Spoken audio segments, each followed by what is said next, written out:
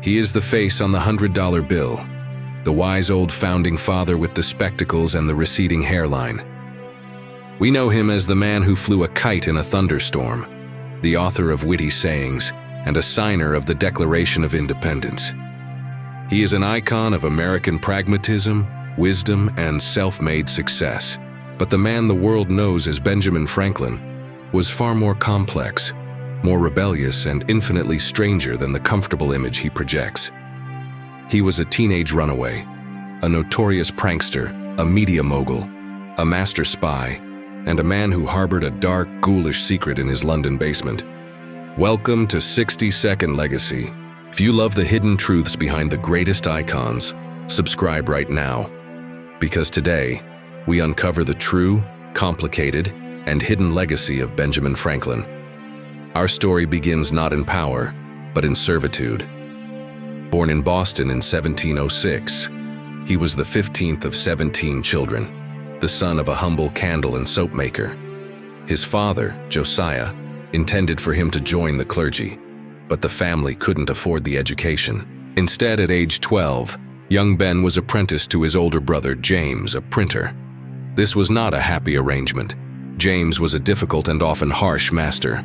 Ben was a brilliant and ambitious young reader, devouring every book he could get his hands on. He also wanted to write, but when he submitted his own writings to his brother's newspaper, the New England Current, James refused them. So at just 16 years old, Ben Franklin staged his first great act of deception.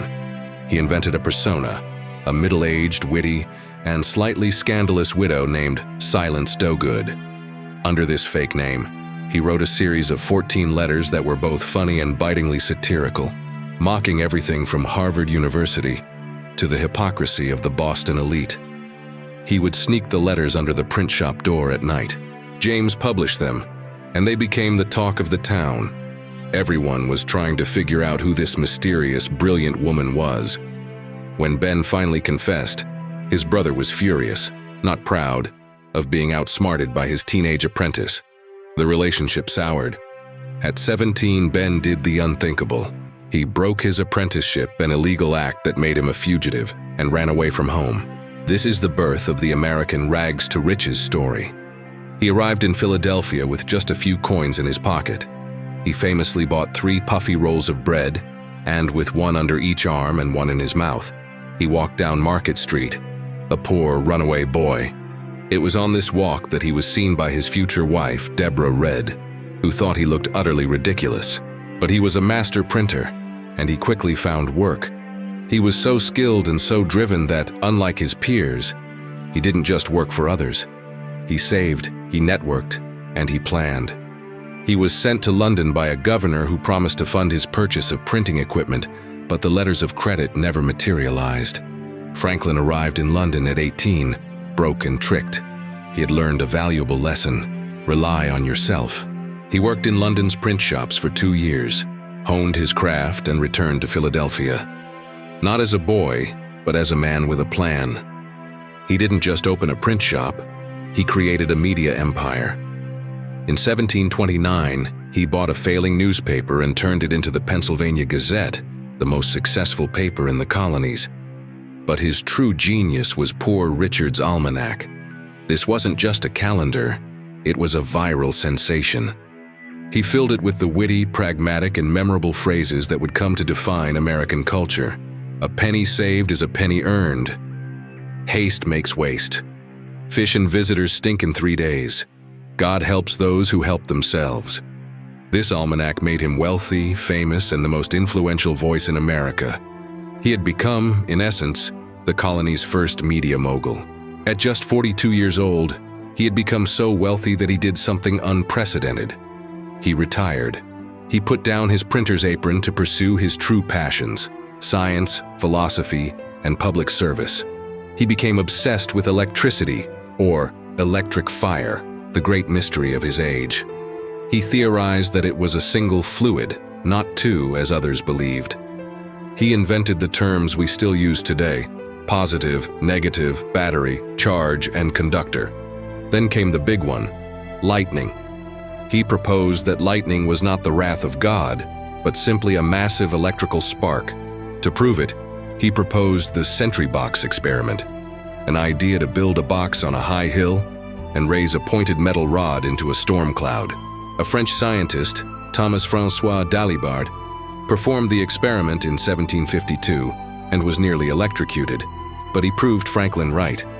Franklin became an international superstar, the Newton of electricity. He then conducted his own, more famous experiment. He and his 21-year-old illegitimate son, William, went out in a thunderstorm. This wasn't a child's toy. This was an incredibly dangerous act. He used a wet silk string, a key, and a Leyden jar to draw fire from the heavens, proving its electrical nature. But he didn't just understand it, he tamed it. He invented the lightning rod, a simple pointed metal rod that saved countless homes, churches, and ships from fire. He refused to patent it, believing his inventions should be for the public good. This act cemented his global reputation as a benevolent genius. His mind never stopped. He invented bifocals because he was tired of switching glasses to read. He invented the Franklin stove, a more efficient heating system. He invented a flexible urinary catheter for his brother, who was suffering from bladder stones. He even invented a simple odometer to measure his mail routes when he became Postmaster General. He was a man obsessed with solving practical problems. This fame led him into politics. He drafted the Albany Plan, an early failed attempt to unite the colonies. He became a key figure in the Second Continental Congress, the elder statesman among the fiery young rebels like Jefferson and Adams. He was on the Committee of Five tasked with drafting the Declaration of Independence. He was the group's editor, toning down Jefferson's more radical language to make it more persuasive. It was at the signing that he supposedly made his most famous dark joke. As John Hancock warned they must all be unanimous, Franklin replied, "We must indeed all hang together, or most assuredly, we shall all hang separately." But his greatest act was not in Philadelphia. It was in Paris. In 1776, America was losing the Revolutionary War. They were broke, outgunned, and desperate.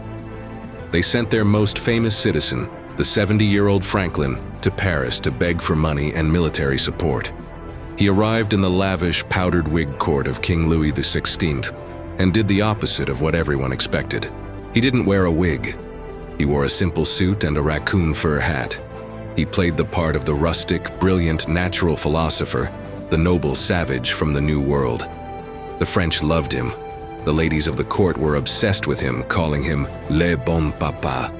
He was a master of soft power, a cultural icon who charmed the French foreign minister and the king himself. He secured the loans, and most importantly, the French fleet and army that would be decisive at the Battle of Yorktown. He literally charmed a nation into winning America's independence. But his life was not just a string of public successes. It was also defined by deep personal secrets and tragedies. His son, William, was illegitimate, yet he had raised him as his own, securing him the royal governorship of New Jersey. But when the revolution began, William remained a staunch loyalist, a traitor in his father's eyes. This was the greatest heartbreak of Franklin's life. They never reconciled. Franklin wrote him out of his will, a cold, final act of disownment. And then, there is the darkest secret of all. In 1998, construction workers were renovating his old London home at 36 Craven Street, where he had lived for nearly 20 years as a colonial agent. In the basement, they made a horrifying discovery: a mass grave containing the skeletal remains of at least 15 bodies, including 6 children, all dating back to the time Franklin lived there. The press went wild. Was the beloved founding father a secret serial killer? The truth is less sinister, but still deeply strange. The house, it turned out, was also home to a secret illegal anatomy school run by his young protege and friend, William Hewson. In an age before people could legally donate their bodies to science, anatomists had to rely on professional resurrection men or grave robbers to get their cadavers. Franklin was almost certainly aware that his basement was being used to dissect bodies stolen from graveyards, all in the name of scientific progress. Finally, we cannot forget Franklin the prankster. Even as an old man, his wit was a weapon. He wrote a satirical essay to the Royal Academy of Brussels titled A Letter to a Royal Academy, which is now famously known as Fart Proudly. In it, he argued with mock seriousness that scientific research should be dedicated to finding a way to make human flatulence smell like perfume. He was, of course, mocking the stuffy, self-important scientific societies of the time. He was a man of stunning contradictions, a slave owner in his youth who became a passionate abolitionist in his old age, becoming president of the Pennsylvania Abolition Society, a pragmatist who shaped a revolution, a scientist who kept dark secrets, a prankster who became a founding father. He was, in short, the man who invented the American dream. What do you think is Franklin's strangest secret? The skeletons, the Fart Proudly essay, or his life as a spy? Let us know in the comments below. If you enjoyed uncovering this hidden legacy, please leave a like. And for more untold stories of history's greatest icons, subscribe to 60 Second Legacy.